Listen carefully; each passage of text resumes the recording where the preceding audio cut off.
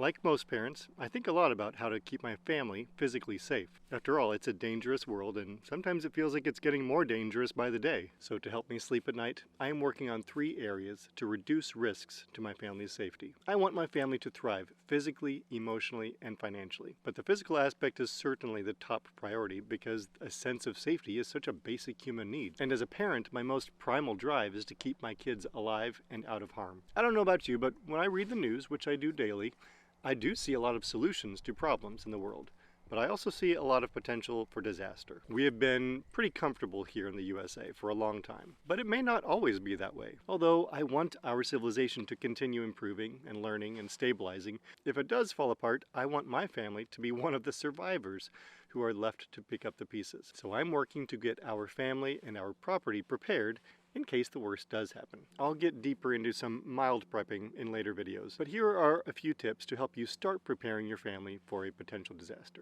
Go bags, or bug-out bags. A go bag is just a bag full of necessities that are ready to go whenever you need to get up and move. Or if you're out and about, you really want to keep your go bags in your car or nearby somewhere. A go bag will be different for each person in your family. My go bag is very different from my kids' bags. As far as inventory inside your bag, for kids, I recommend at least 1 change of clothes, including an extra pair of shoes and socks, a poncho or rain jacket, a water bottle, some non-perishable snacks, and a book or something to keep them occupied.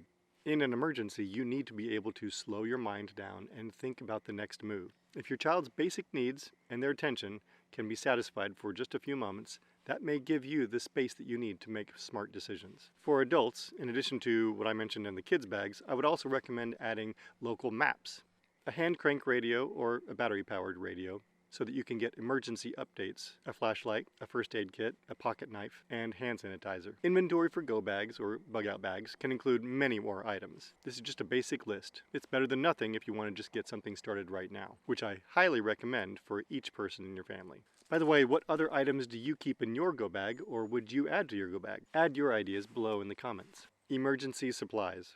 If you are fortunate enough to be at home when a disaster occurs, and if it is safe to stay at your home, having a strong supply of food and bottled water could be critical as you strategize your next moves to protect your family. In my garage, I have multiple bins of non-perishable food and bottled water. This is another one I got from Costco that it's a nice one. It's ready to go, so you might just want to start with something like that. Some ideas for easy foods that last include just macaroni and cheese, dry pasta, rice, beans.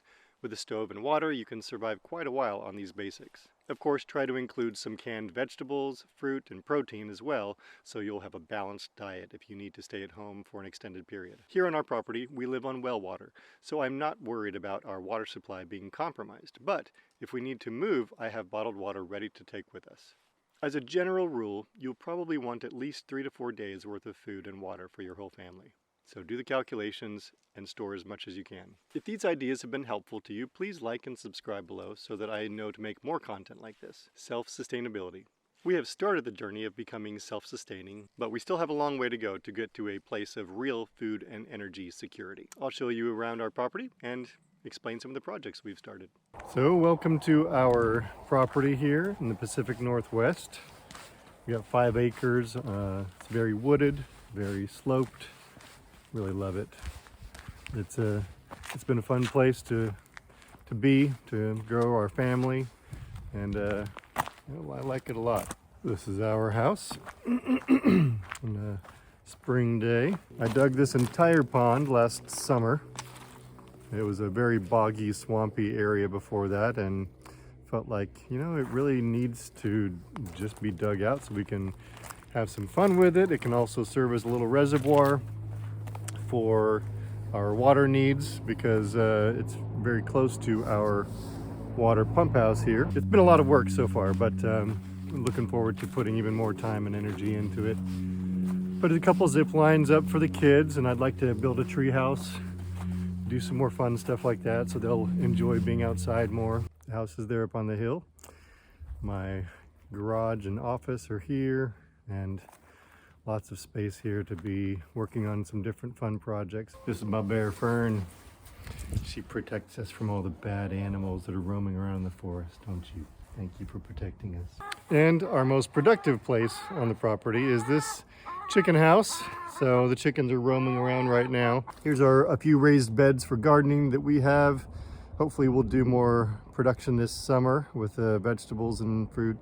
We do have a couple of fruit trees with plums and cherries and apples, but really need to get a little bit better at gardening, so hopefully we'll work on those skills this summer. We are working towards energy independence, and I hope to one day have a completely off-grid solar power system. I hope this has been helpful. Tell me what other topics you'd like me to explore in the comments below. If you're new here and you'd like to know more about me and what I'm about, check out this video where I talk about the 3 areas that I prioritize to take care of my family. Thanks for watching. Now go take care of your families.